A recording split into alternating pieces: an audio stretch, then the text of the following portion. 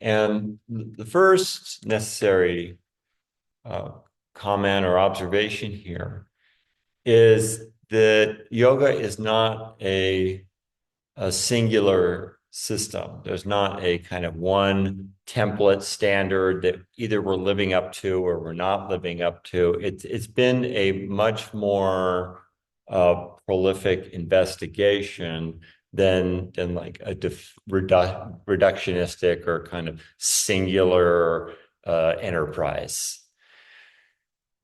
I grew up in Northern California, and there was this garden permaculture type of space. It was basically the Shire plus a lot of vegetables and a prolific fruit garden and trees and majestic deer just kind of sauntering on through, and you eat the lettuce off the ground, and like it was idyllic and prolific in so many ways.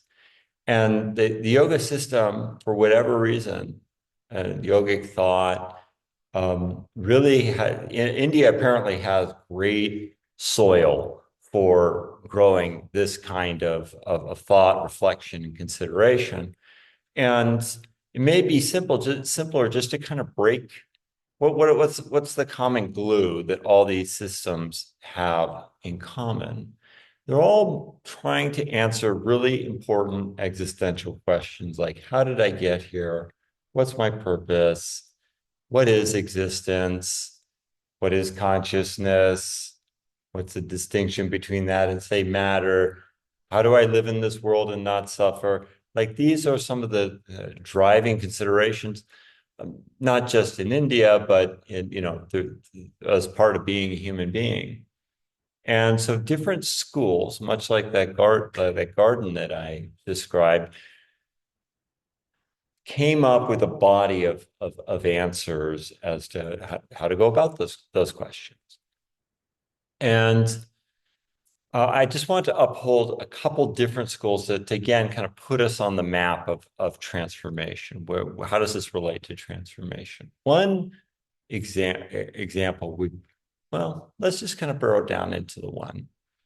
So uh, Tantra had its like heyday, or like the golden age of Tantra is regarded, at least from a scholarly perspective. I mean, it goes on to this day, but roughly the 6th century to the 12th century, something like in that block was when Tantra, proliferated in India. And they did something that was very unique on the horizon of yogic thought. They asserted that reality is ultimately one phenomenon or one experience, or that there's only one real thing going on here, right? Call that divinity, call that pure consciousness, that there's a ultimate dimension to this creation. And there's a kind of bifurcated or split dimension to this creation. Where on the one hand, you have something like the human experience, and on the other hand, there's this potential within the human being to have a vision of the supreme whole, right? And the supreme whole is definitively real, and this human experience is definitively real. And how do you get those two things to fit together? Well, that's an art and science into itself, and really what we're studying here, right? So how to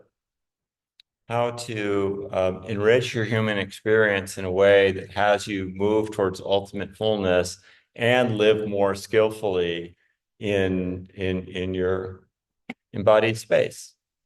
The person you get to look at every morning in the mirror and feel at peace and related and connected, and to thrive, essentially.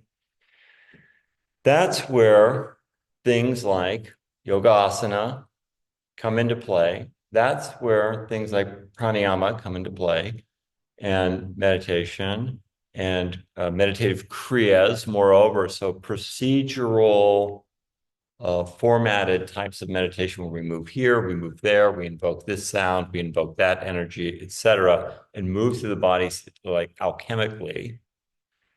and practice of pranayama I mentioned, or devotion. I mean, there's a limitless, literally thousands of tantric texts that describe this process of greater, fuller embodiment and ultimate realization, right? And so in our practice tonight, I'd like to open the fold and make as much generous time as we can to explore not only the bodily postures, but work a bit with the bandha system, work with pranayama in a dedicated way, and to do meditation and sort of give us a more complete view on our own potential.